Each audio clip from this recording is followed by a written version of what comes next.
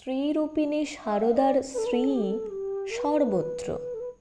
কি বৃহৎ কর্মকাণ্ডে, কি তুচ্ছতম আট পৌরে ঘটনায়, যা সাধারণের গ্রাহ্যের মধ্যে আসে না, এমনকি ভাবনায় উঁকি পর্যন্ত দেয় না।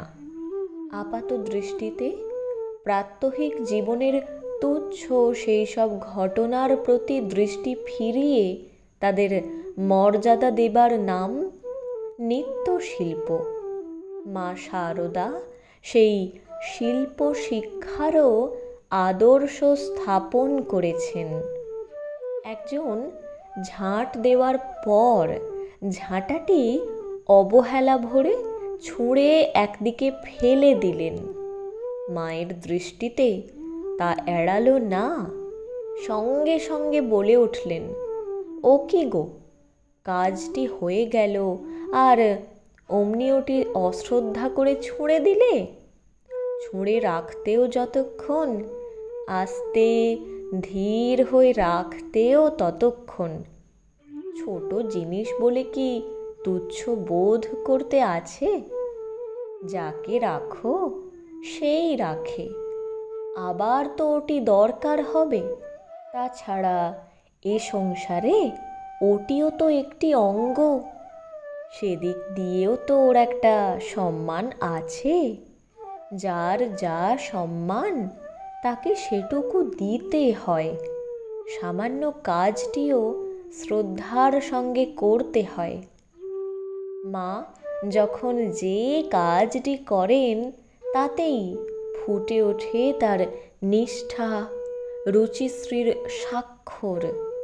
একদিন রঙ্গন আর জুঁই ফুলের 7 লহরের মালা গেঁথে মা ভবতারিণীর মন্দিরে পাঠিয়েছেন তিনি।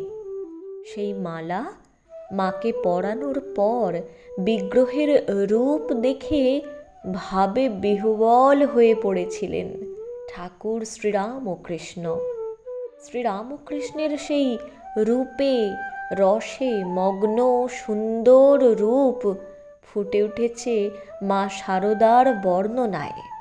তিনি বলেছিলেন, একদিন আমি রঙ্গন ফুল আর জুঁই ফুল দিয়ে 7 লহর গড়ে মালা গেঁথেছি।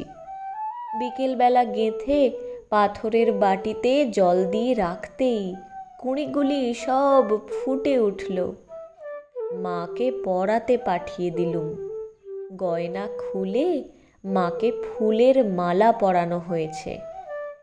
এমন সময় ঠাকুর মাকে দেখতে গিয়েছেন, দেখে একেবারে ভাবে বিভোর। বারবার বলতে লাগলেন, আহা, কালো রঙে কি সুন্দরী না মানিয়েছে। জিজ্ঞেস করলেন, কে এমন মালা গেঁথেছে? আমি গেঁথে পাঠিয়েছি একজন বলাতে ঠাকুর বললেন, আহা, তাকে একবার ডেকে নিয়ে এসো গো।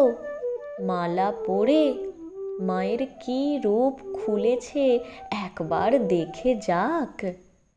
শুধু কি মায়ের রূপ, সারদা মায়ের শিল্প দৃষ্টির রূপও আমাদের কাছে ফুটে উঠল নাকি? মায়ের হাতের ছোঁয়ায় শ্রীমণ্ডিত হয়ে উঠত সব কিছু।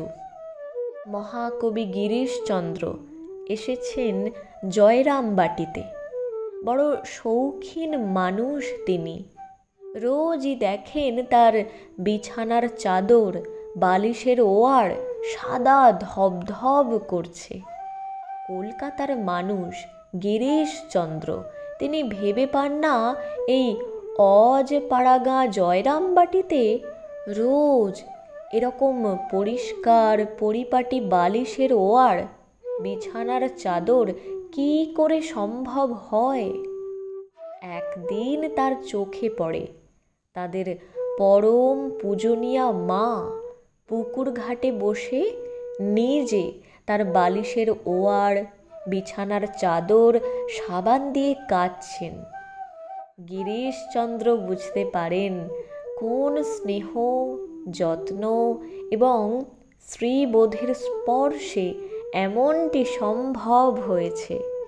এরকম অনুচ্চারিত সৌম্য আচরণ ও ঘটনা কিন্তু একটি নয়, অসংখ্য। জয়রামবাটিতে মায়ের বাড়ির উঠোনে ইটের টুকরো, খোলামকুচি ইত্যাদি অনেক সময় পড়ে থাকে। ভক্তরা চলাফেরা করে তার উপর দিয়ে যায় খালি পায়ে। রাত্রে সবাই ঘুমিয়ে পড়লে সারদা মা লণ্ঠনের আলোতে ইটের টুকরো, খোলামকুচি তুলে উঠোন পরিষ্কার করে রাখেন।